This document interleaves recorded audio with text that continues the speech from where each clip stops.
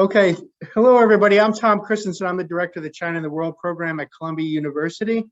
And we have a special event tonight in our speaker series, which we hold in the fall and spring semesters. We have experts come and speak on China's foreign relations, some from the scholarly world, some from the policy world. Tonight we have a very special guest in that we have one of our own, Todd Hall, who's a former fellow, and I'll get to that in a moment. Todd is an expert in international relations theory on China's foreign relations. And in particular, he's an expert on the role of emotion and affection in foreign policy, foreign policy. And it's a very interesting theoretical angle that he has on international relations that really makes him stand out in the field of international relations theory. And he's a full-scale China expert as well. So it's really what our program is about. So we're very proud of Todd, his great progress in his career, because he really epitomizes the goals of the China and the World program from its inception in 2004. Todd is a professor of international relations at the University of Oxford. He was formerly a professor at the at UT, University of Toronto. He's held various positions as a visitor or as a fellow, including at the Free University of Berlin, at Tsinghua University in Beijing, at the University of Tokyo. But most important, for 2 years, he was a China and the World Fellow, and we're terribly proud of his accomplishments. He has a very distinguished book called Emotional Diplomacy, Official Emotion on the International Stage, which was published at Cornell University Press.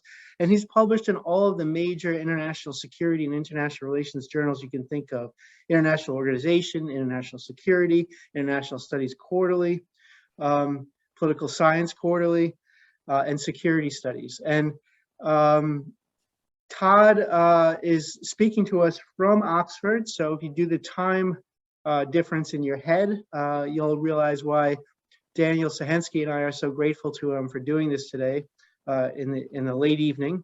And tonight he's going to talk about dispute inflation, and you'll see that it has relevance, his theoretical approach, for some of the maritime disputes in East Asia involving China. And I'll just turn it over to Todd. Welcome back, Todd. Thanks again for doing this in the late evening hours in Great Britain. And it's always a pleasure to invite someone from Oxford, because it just feels like real academia, you know, when you have an Oxford professor. So welcome back, Todd. Well, thank you so much for that very, very generous introduction. I'll do my best to try and live up to it.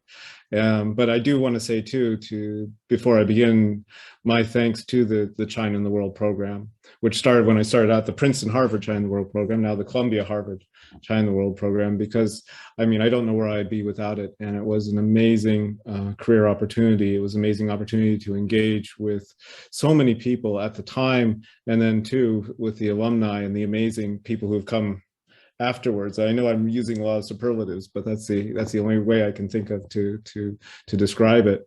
And I'm really impressed too at how, you know, when you started out with us, you were sometimes, you know, scraping the barrel, but now the quality of people getting the program is absolutely, it's very impressive. And so thank you.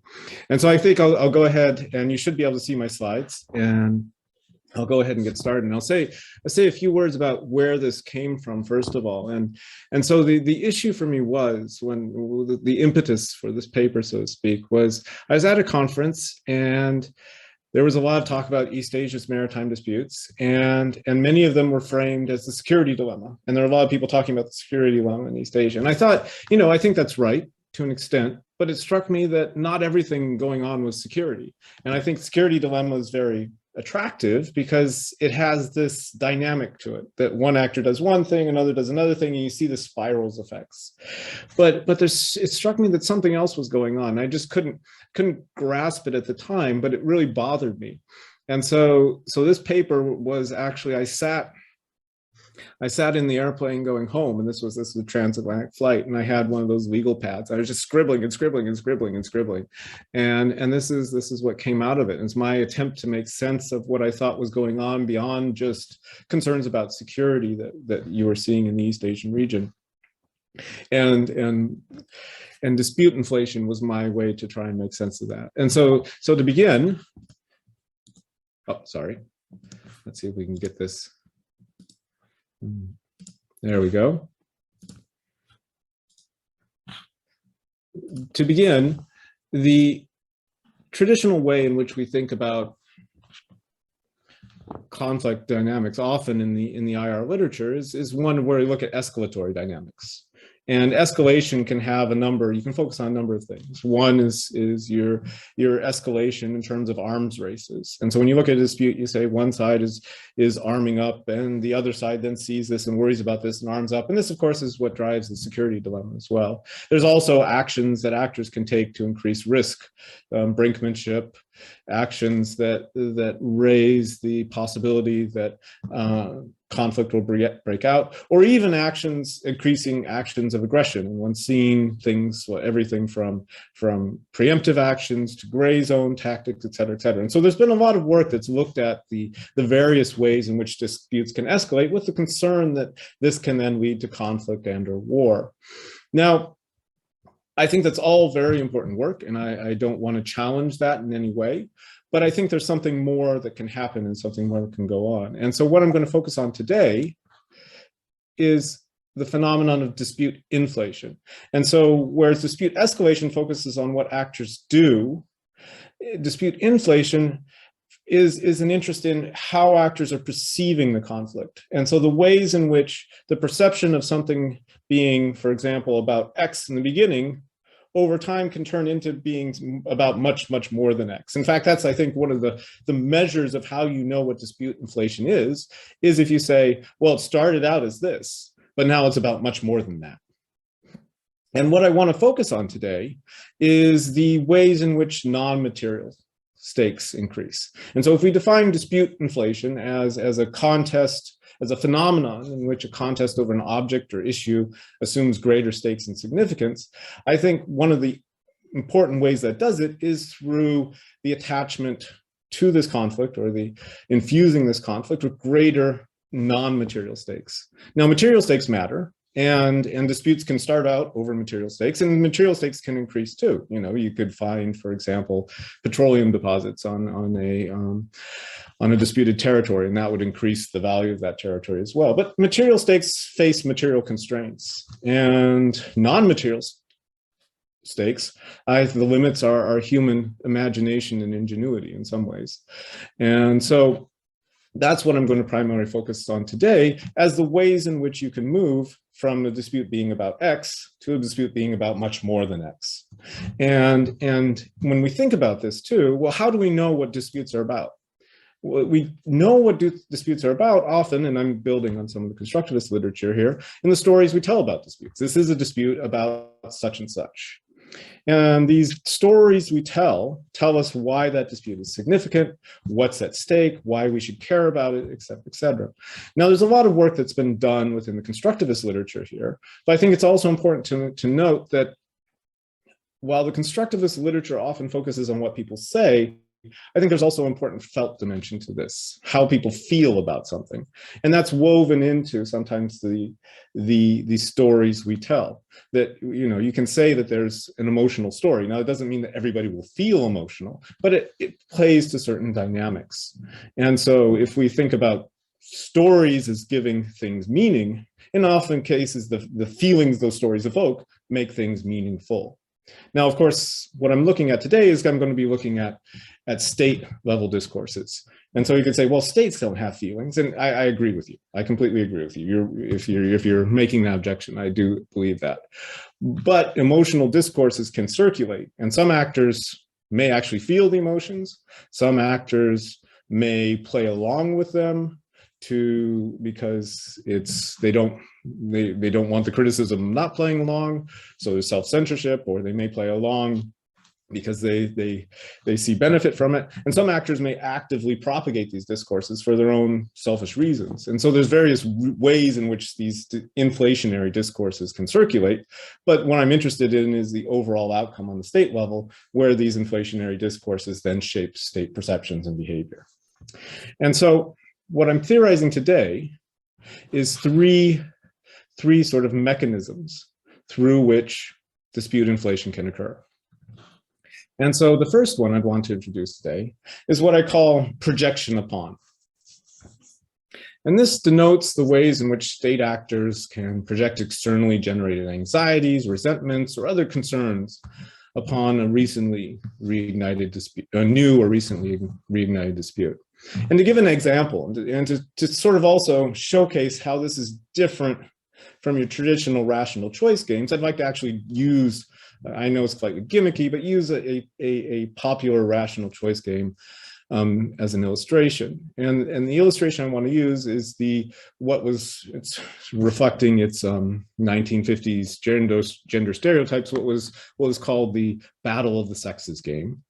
And so this was something that was very popular in the early days of sort of strategic game theory. And this was this game in which you say you have a husband who wants to go boxing and to go see a boxing game, and a wife who wants to go see the opera, again, 1950s gender stereotypes, and both want to go together, but they want to see different things.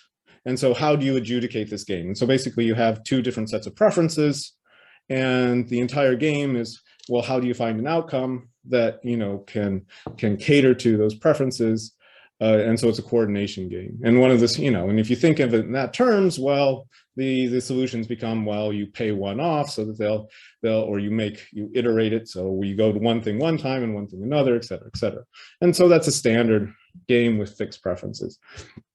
But let's imagine in the course of this discussion, one says, well, you always get what you want. And the other one says, how dare you? All you do is take. And suddenly the dispute's no longer about simply going to the opera or going to the boxing. It's about all those other submerged issues that may be in the relationship or coming from outside the relationship that suddenly get projected onto that situation, right? And so suddenly all these other things that may have been working in the background are at stake in this, and probably that couple will be lucky if they can go anywhere that evening. Now, again, you can say, well, states don't have emotional baggage like this, right? They're not projecting emotional baggage like individuals do. But interestingly, states do have discourses of their past. They have anxieties, they have resentments. I mean, it's very interesting if you have declining powers, the anxiety that may accompany a declining power, or the feelings of entitlement that may accompany a rising power, et cetera, that circulate in the stories that states tell themselves that then can be projected onto disputes.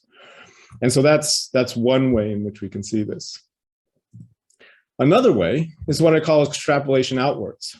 And this is not bringing stuff from outside the dispute in. It's about taking what's at stake in the dispute and telling ourselves these stories about the psychological consequences of the outcome of the dispute. And so we, as human beings, we're often folk psychologists. We tell ourselves all sorts of stories about how people will react or behave to certain things. We tell ourselves stories about how we ourselves will emotionally react to certain things. If I get this, I'll be this happy, or I'll be devastated, or et cetera.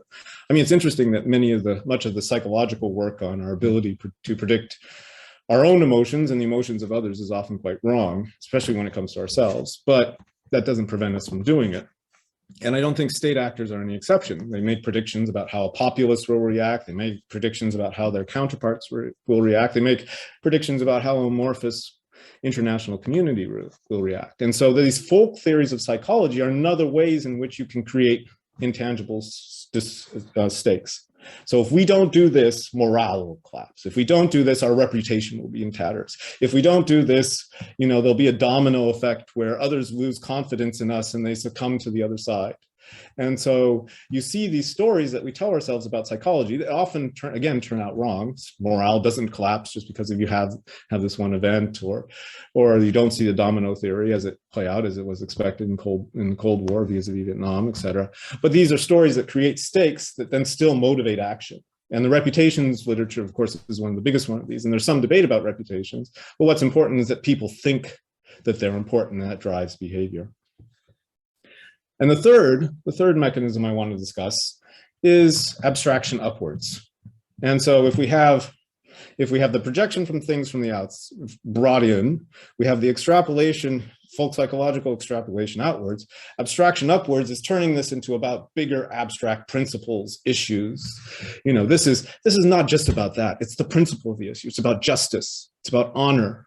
It's about good versus evil.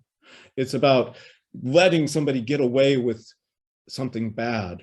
It's about getting revenge. It's about standing up for our status. It's about all these things that are these abstract principles. And you can move from, for example, debates about a certain clause in the UN Convention of the Law of the Sea to, well, this is not just that certain clause, this is freedom of navigation generally. And then you can go from freedom of navigation generally to, this is the entire world, you know, liberal order, right? And you abstract upwards and upwards until you get these big things, when in fact the actual issue of dispute was this clause or these 3 or 4 clauses, right? And so this is how you move to grander concerns. And again, once you have something like freedom or justice or world order at stake, the stakes are so much bigger than possibly what was originally being implied with that. And so these are sort of the 3 mechanisms of dispute inflation. And all these things, again, they're pointing to these abstract things. I want to be clear, though, some of these non-material stakes can themselves then implicate material ones. So concerns about reputation could also be about being able to, you know, if our reputation's in tatters, then we'll lose allies and their material health. So there are second-order material stakes that can be brought in as well, which then further magnify the way in which that happens. I mean, the way in which these stakes are perceived, but that's then via the non-material, if that makes sense. And so you have non-material stories that then implicate even further material stakes that then make the stakes all that much more significant. And so what exacerbates this? Well, obviously one simple thing is just domestic incentives. If you're in the opposition and you're criticizing those in power, if you're trying to push through a policy that's unpopular, I mean, the ways in which, for example, various actors will frame things, well, it's not just about this issue, you know, it's about, you know, it's Truman going before Congress and saying, you know, it's not just about Greece and Turkey, it's about the fate of the free world, you know, give them hell, Truman, and scare the hell out of them and do that to get congressional support. So for congressional support, you could do that internationally too, to allies, or that, you know, I need your support on this issue because it's not about this issue, it's about, you know, the fate of the free world if you don't support me on this. And so these ways in which domestic or other actors will use these disputes to further more particular goals. Security dilemmas, I think, can exacerbate this too. And so I want to differentiate this from a security dilemma. A security dilemma is about security. And although the actions that both sides take and the perceptions of the other may, you know, the perceptions of the threat posed by the other may increase, in the end, the preference is for security. But that can be exacerbated, of course, if you throw in also, it's not just about security, it's also about status, it's about anxiety of being a declining power. It's about, and so this could also be, and the fears that a security dilemma can generate can then also feed into seeing other disputes as linked to this relationship. One thing that wasn't originally on my mind, but through various processes of review to get this eventually published, was the issue of power transitions. And it's very interesting. We talk about power transitions, these grand things. You have these rising powers and these declining powers, and this should, you know, talk about the Thucydides trap, and that will lead to war. But often it doesn't tell you what exactly are they going to fight about. I mean, why is this? And usually it's, well, it's about status, or it's about the distribution of benefits in the system, or it's these grand things. Well, dispute inflation actually allows you to tell a story that links that up to maybe the micro mechanisms by which that can happen. Because these power transitions don't happen in an emotional vacuum. They create climates of anxiety or feelings of entitlement that then can be projected onto specific disputes or specific issues that then get inflated to a point that the power transition becomes implicated in that. And further, the broader climate.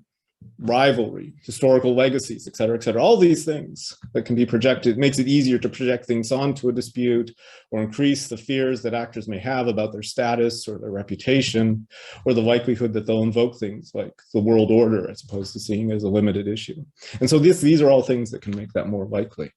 But I want to be clear too, I'm not telling a story of power transitions or security dilemmas. My interest is on disputes. And so how do we get from this dispute like this to a dispute that's like that?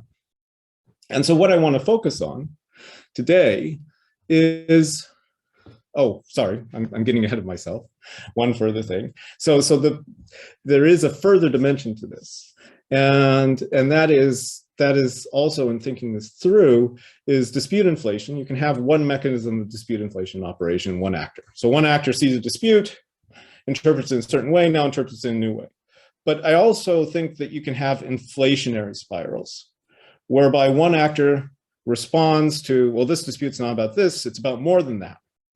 And in framing it that way, the other then responds, well, no, that's not right. You're saying it's about justice. Well, we're the ones on the side of justice, and responds to that. And then takes actions that the other side says, well, how dare you do that? You know, that's an infringement of our rights. And so you can have also, like a security dilemma is about concerns about perceptions and security, you can also have inflationary spirals where the action one side takes that inflates the dispute then causes the other to inflate as well. Now, the mechanisms need not be mirroring. The degree of inflation need not be mirroring, but it's just the fact that one side takes an action that's inflationary that does it as well. So one side may abstract upwards, the other side may then project things onto that, et cetera, et cetera. And it's that way that you can get this dynamic that feeds into itself.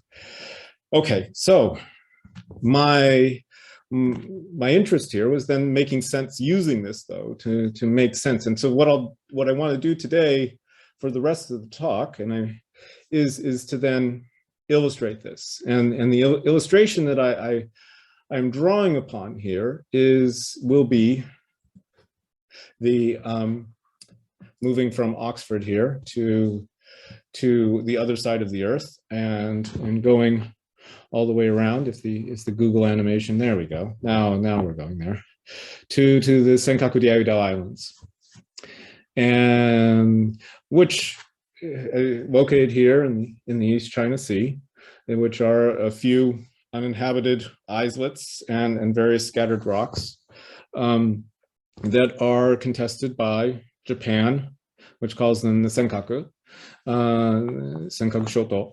The People's Republic of China, which calls them the Diaoyudao, and also Taiwan, which calls them Diaoyutai. And so these are at a center of a very significant territorial dispute. And the United States is not party. It takes no stance on the sovereignty of these islands, but the United States is also involved in the sense it has a security commitment to Japan and has said that Article 5, that if Japan was attacked in its administration of these islands, that the United States would also come to its assistance. So this is a territorial dispute that implicates the major powers in East Asia. And for that reason is also, I think, a very significant area of concern. And so I want to use that today, though, as an illustration of how these mechanisms can function. And so, I think what's really interesting about this too is you could say, okay, well, yeah, but there's strategic incentives, there's economic incentives, et cetera, et cetera. I mean, for those who are interested, I've written about this in the Texas National Security Review in an article called More Significance and Value, where I sort of debate those economic and those strategic, this economic and strategic significance of these islets. But even if we take that for granted, I mean, even if we accept that there is some of that, that still doesn't explain the shifts you've seen in how the islands have been treated over time. And so the issue is that I would make the argument that up until 2010, the dispute was relatively contained. Now, that's not to say there weren't various activists who made issues of it, that there weren't frictions in the past. Again, all the caveats. And of course, there was this incursion from Chinese maritime vessels in 2008. But still, you didn't see it escalate. And the real escalation is you see it 2010. And what I want to look at is how from 2010 onward, you then saw these mechanisms in play. And so just to give a little background, so in 2000, what happens in 2010 is you have a collision between a fishing trawler, the Chinese fishing trawler, and Japanese Coast Guard vessels. The captain and the crew are taken into custody. The crew and the ship is ready to release, but the Japanese side continues to hold the captain. The Chinese side during this process escalates. There's discussion. I mean, there's still some debate about whether or not there was also during this period a rare earth embargo. I've seen various different accounts of that. Some suggest that it was more a localized initiative than a central one. But so you see this escalation. It also becomes a domestic issue within Japan, especially as you have a Japanese Coast Guard officer who releases a video of the collision. But eventually, the prosecutor's office in Japan makes a independent decision on having received a briefing from the Japanese Foreign Ministry, if I remember correctly, to release the Japanese captain. The issue subsides. And it subsides somewhat until then. You have 17th of April, 2012, where Tokyo Governor Ishihara Shintaro, who recently passed away, announces that he plans to buy the islands. And this initiates then the second crisis. And the Japanese government moves behind the scenes first and then publicly, openly, in an effort with the private owner of three of those islands to try and circumvent Ishihara and purchase them themselves. The Chinese government comes out against this. There's even a meeting between the Japanese Prime Minister and Noda and Hu Jintao, and Hu Jintao says, don't go forward with this. And the next day, Noda goes forward with it, and then China really reacts. There's protests across China. There are various retaliatory measures, increasing ships sent in the vicinity, and in 2013, then the PRC also announces an air defense identification zone in the East China Sea. Now, this eventually subsides somewhat with the 4-point agreement we see in 2014 between Xi Jinping and Abe, which is basically an agreement to disagree about the existence of a disagreement, more or less. But still, we've seen in the background increasing escalation, and we've seen increasing amounts of patrols there, and various actors that are still agitating on this issue. And so it still remains a live issue, and still remains a dangerous flashpoint. So how do we explain what happened there? What's going on there? Well, first of all, I mean, what's really interesting, if you look at what's going on in terms of what people are saying about how people are describing it, is there's this move to very much, now these stories of, the Senkaku Diaoyudao, where that territorial dispute came from, existed previously, but they're suddenly very much playing out in the public sphere now about the historical grievances that are involved in this. The way in which Beijing says, well, these were islands that were taken in 1895, and they were stolen and they should have been given back after World War II, and how dare you, this is just Japan. So there was history issues about the legacies of Japanese occupation and how should I say, Japanese aggression vis-a-vis China previously, that played out in disputes over Yasukuni, prime ministerial visits to Yasukuni Shrine, textbook issues and such, but now it also gets projected onto the Senkaku Diaoyudao. And these illustrations, by the way, are from my own private deck of Senkaku, sorry, they're not Senkaku, they're Diaoyudao playing cards that I purchased at a war museum in China. And so illustrating, of course, part of the history of this island. From the Japanese side, though, the perception is not that these are islands that were taken through violence and should have been returned at the end of World War II. The view is that these are islands that were terra nullius, that Japan incorporated into Japanese territory, and that China kept quiet about them for a long time until oil was discovered and then has come in. And so it plays into those different stories that both sides tell each other, but it also is at a time when you're seeing larger issues of status competition. And one thing that was very interesting when I was researching this issue in Japan, but also mentioned to me by quite a few Chinese interlocutors, was this, well, 2010, which is when the collision occurred, well, that's also the time that Chinese GDP surpass Japanese GDP. And there's a quote from some Japanese scholars who put it in a very interesting, use a very interesting terms for this. They say, if I can read this here, the position of second in the world that Japan had defended for more than 40 years, China snatched away. It was the moment in which the Sino-Japanese power shift became clear. Against this background, the incident in the waters around Senkaku Island shook the the incident in the waters around the Senkaku Islands that shook Sino-Japanese relations occurred. And of course, in Japan, it was labeled the Senkaku Shoku.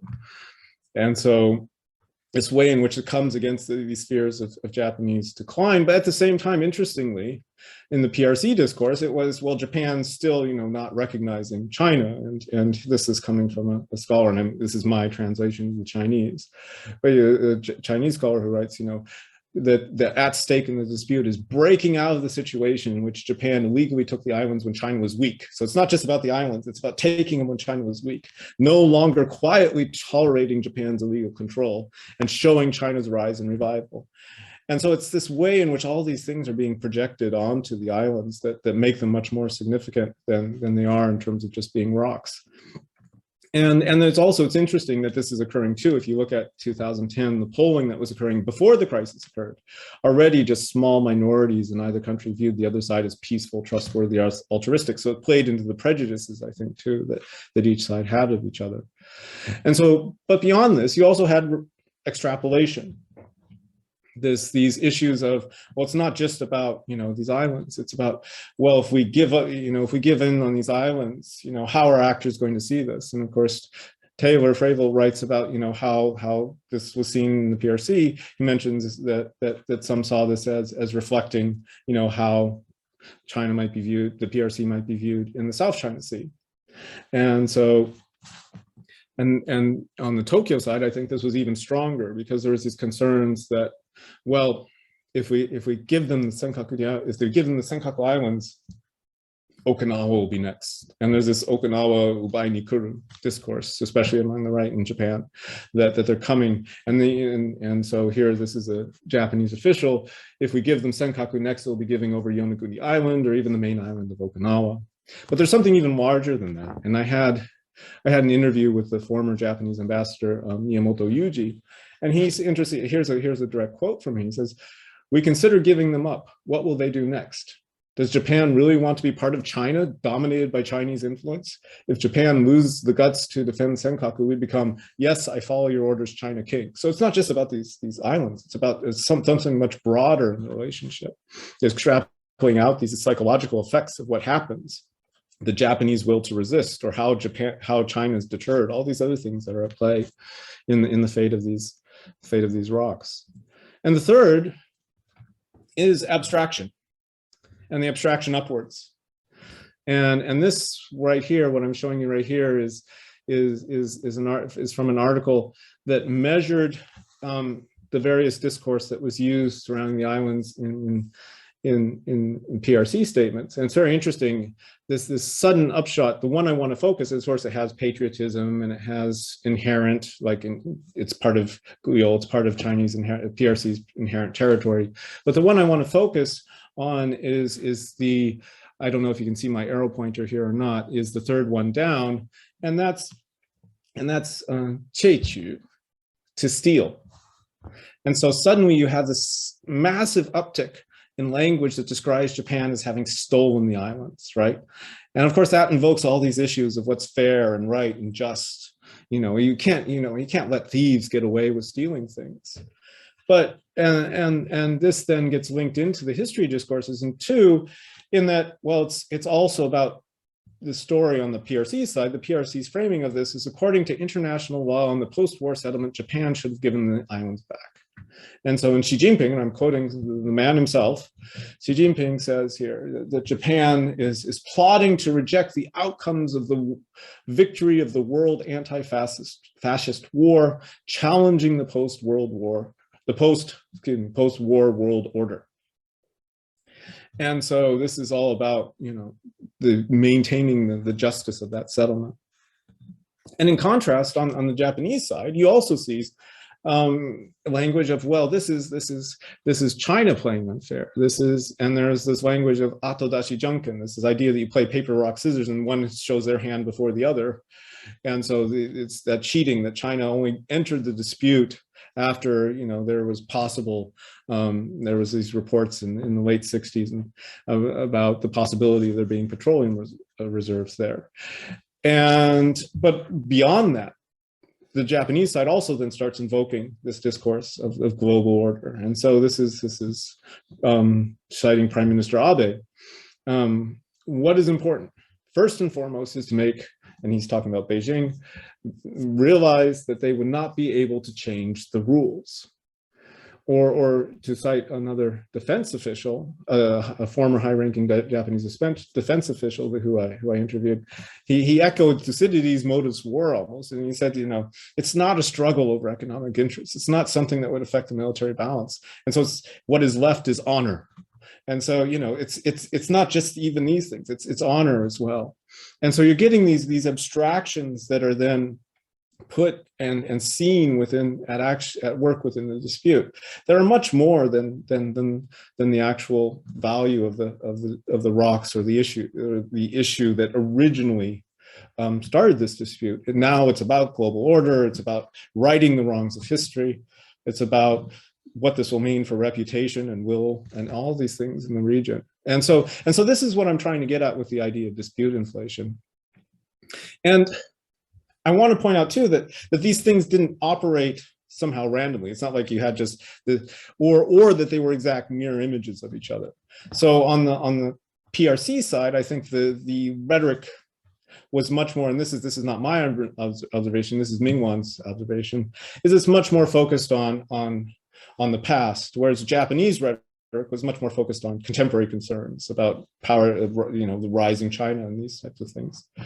And also, there's this interesting way in which, the narrating it as part of this historic issue then linked, domains that were originally, the territorial issues, the history dispute, et cetera, these came to be interlinked in the relationship. And so what you see then is you see a spiral emerging where Japanese concerns about decline were compounded about worries about PRC emboldenment. PRC's discourses of historical resentment simultaneously framed the disputes as involving challenges to the post-war order, and inflation by one side resulted in inflation by another. And so as Pugliese and Sassia have documented, each side mirrored the other, leading, and I'm quoting here, leading to the inflation and later the crystallization of bubbles of self-righteousness on either sides. And these worked directly through one side saying one thing, the other side saying another thing. They worked indirectly through actors taking measures that the other side then saw as unfair or unjust. And they also worked through domestic actors inflating this as well. And you could see incentives. Actors had incentives to play these up. I mean, probably first and foremost, Ishihara. And Ishihara was starting his own political party. He was, this was very much a measure that put him on the political, advanced his own personal political goals. And so it's an interesting way in which it sort of creates this perfect storm of inflating. Now that's, again, you could say it's subsided a little, but still, it's not at the same level it was prior to 2010. And I imagine that if you had something happen in that area, you could see these discourses very quickly reignited. And so that then is the story that I wanted to tell today. I hope it's been one of interest. I would suggest that it's not just a story limited, of course, to Japan and China. I think there's various actors that you could see, engaging in these things. I don't want to say that this is a story just about territorial disputes either. I mean, you look at, for example, Germany and Greece in the European debt crisis, and how what started out as a disagreement about debt then became all about historical issues, and Germany's relationship with its past, and Greece's relationship to its past, and these types of things as well. So you can see them about all sorts of different issues in all sorts of different ways. And so it's certainly not something that's just simply a matter of territorial disputes, and certainly not limited to these actors as well. Yeah. And so, thank you. Thank you, Todd.